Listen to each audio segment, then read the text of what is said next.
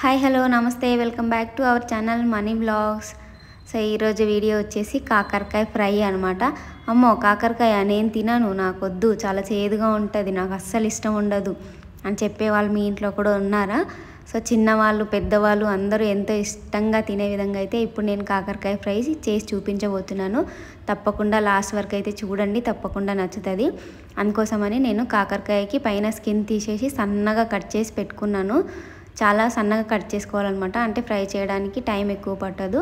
అదేవిధంగా దాంట్లోకి మసాలా వేయడానికి ఒక 2 స్పూన్ల పల్లీలు, 1 స్పూన్ ధనియాలు, 1 స్పూన్ కారం, అదేవిధంగా తగినంత సాల్ట్, చిటికేడు పసుపు, 1 స్పూన్ కొబ్బరి పొడి, గరం మసాలా తీసుకొని అయితే రెడీగా పెట్టుకున్నాను అనమాట. ఇప్పుడు వచ్చేసి స్టవ్ వెలిగించుకొని గిన్నె పెట్టుకొని పల్లీలు అయితే వేసుకుంటున్నాను. కొంచెం పల్లీలు వేగడానికి ఎక్కువ టైం పడుతుంది కాబట్టి ముందైతే పల్లీలు వేసేసుకుంటున్నాను అనమాట. సో ఇవి వేసుకొని మంచి కొంచెం కలర్ చేంజ్ అయ్యే వరకు అయితే ఫ్రై చేసుకోవాలి. ఎక్కువ మాడనివ్వకూడదు, మాడితే స్మెల్ వస్తుంది అనమాట, టేస్ట్ ఉండదు. అందుకే సిమ్లో పెట్టుకొని అయితే ఫ్రై చేసుకోవాలి. ఇక్కడ నేను చూపిస్తున్నా కదా, ఈ విధంగా అయితే ఫ్రై చేసుకోవాలన్నమాట. ఇప్పుడు వచ్చేసి కొబ్బరి పొడి కూడా వేసుకుంటున్నాను. ఇక్కడ నేను వచ్చేసి ఎండు కొబ్బరి అయితే వేసుకుంటున్నాను అనమాట. తర్వాత వచ్చేసి ధనియాలు అన్నీ వేసేసుకుంటున్నాను. వీటన్నింటిని కూడా కొంచెం మంచిగా అయితే ఫ్రై చేసుకోవాలి. అంటే మనకి స్మెల్ తెలుస్తూ ఉంటుంది కదా ఫ్రై చేస్తున్నప్పుడు, ఆ విధంగా మంచి స్మెల్ వచ్చే వరకు అయితే ఫ్రై చేసుకోవాలన్నమాట. ఇక్కడైతే అన్నీ రెడీ అయిపోయినాయి. ఇప్పుడు స్టవ్ ఆపే ముందు దీంట్లోకి గరం మసాలా తీసుకున్నాం కదా, అది కూడా వేసేసినాను. వీటిని అయితే ఇప్పుడు పక్కన పెట్టేసుకోవాలి. కొంచెం చల్లగా అయిన తర్వాత మిక్సీకి వేసుకుందాం మనమైతే. ఇప్పుడు వచ్చేసి మనం ముందుగా సన్నగా కట్ చేసి పెట్టుకున్న కాకరకాయ ముక్కలు అయితే తీసుకుంటున్నాము. వీటిని కూడా మంచిగా ఫ్రై చేసుకోవాలన్నమాట. కొంచెం ఆయిల్ వేసుకోవాలి ఫస్ట్ అయితే, అంటే ఎక్కువ ఆయిల్ ఏం పట్టదు, మామూలుగానే తక్కువ పడుతుంది అనమాట. ఇక్కడ వచ్చేసి నేను 1 కప్ ఆయిల్ అయితే వేసుకున్నాను 1/2 కేజీ కాకరకాయకి. సో ఈ విధంగా సిమ్లో పెట్టుకొని మంచిగా ఫ్రై చేసుకోవాలన్నమాట. ఇవి ఎట్లా అంటే ముక్క మనం ఇట్లా ప్రెస్ చేసినప్పుడు ఉడికినట్టు మనకు అర్థమైపోతుంది. ఆ విధంగా వచ్చే వరకు అయితే మనం ఫ్రై చేసుకోవాలి. ఫ్రై అవ్వడానికి కొంచెం టైం అయితే పడుతుంది అనమాట. ఇక్కడ వచ్చేసి ఒక 5 నిమిషాల తర్వాత నేను చూపిస్తున్నాను చూడండి. ఈ విధంగా అయితే చేంజ్ అయిపోయింది. ఇంకొంచెం ఫ్రై అవ్వనిద్దాము, అంటే మనం కారం వేసిన తర్వాత ఎక్కువసేపు ఫ్రై చేసుకోవడానికి ఉండదనమాట. అందుకే ఫస్టే కాకరకాయని మంచిగా ఫ్రై చేసుకోవాలి. మంచిగా ఫ్రై అయిన తర్వాత అయితే మనం రెడీ చేసి పెట్టుకున్న మసాలా అయితే వేసుకోవాలి. ఇక్కడ వచ్చేసి నేను ఇంకా ఫ్రై చేసుకుంటున్నాను. చాలా అంటే చాలా బాగుంటుంది అనమాట టేస్ట్. ఎవరైనా సరే తినేస్తారు. వేడివేడి అన్నంలోకి వేసుకుంటే ఇంకా సూపర్గా ఉంటుంది.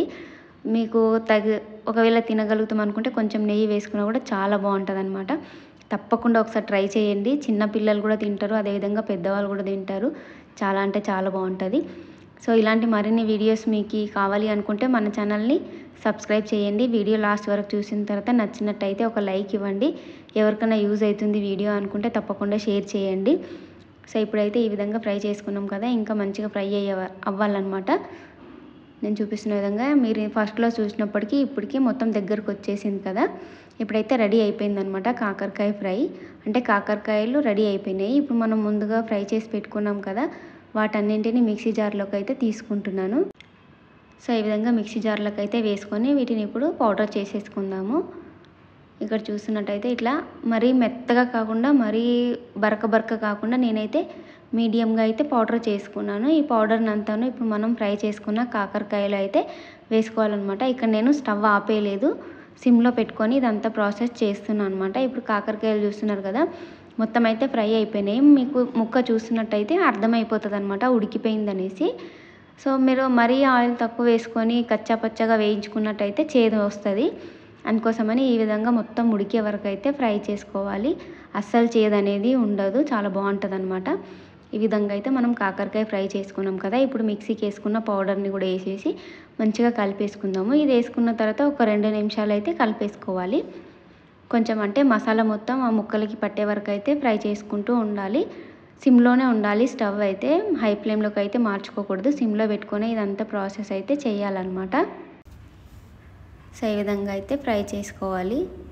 టేస్ట్ అయితే చాలా అంటే చాలా బాగుంటుంది అనమాట. నేనైతే ఎప్పుడు కూడా కాకరకాయ అయితే ఇలా చేస్తూ ఉంటాను. చాలా ఇష్టంగా తింటారు. ఇంట్లో వాళ్ళే కాకుండా ఎవరైనా చుట్టాలు వచ్చినప్పుడు కూడా ట్రై చేసి పెట్టండి, బాగుంటుంది అనమాట టేస్ట్ అనేది. మరి ఇంకెందుకు లేటు, చూస్తుంటే మీకు కూడా తినేయాలనిపిస్తుంది కదా. సో తప్పకుండా ట్రై చేయండి. మీరు కూడా ట్రై చేసిన తర్వాత ఎలా వచ్చింది, బాగుందా లేదా అనేది అయితే కామెంట్ బాక్స్లో అయితే తెలియజేయండి తప్పకుండా. సో ఈరోజు వీడియో అయితే ఇదనమాట, కాకరకాయ ఫ్రై. కాకరకాయ కారం అని కూడా అంటారు కొంతమంది, నేనైతే కాకరకాయ ఫ్రై అనమాట. చాలా అంటే చాలా బాగుంటుంది. మీకు అందరికీ కూడా నచ్చిందనేసి అయితే అనుకుంటున్నాను. మళ్ళీ ఒకసారి అయితే ఎవరైనా ఫస్ట్ టైం చూసినట్టయితే ప్లీజ్ మన ఛానల్ని సబ్స్క్రైబ్ చేయండి. పక్కనే ఉన్న బెల్ బటన్ని నొక్కండి, వీడియోస్ అన్నీ తొందరగా వచ్చేస్తాయి అన్నమాట.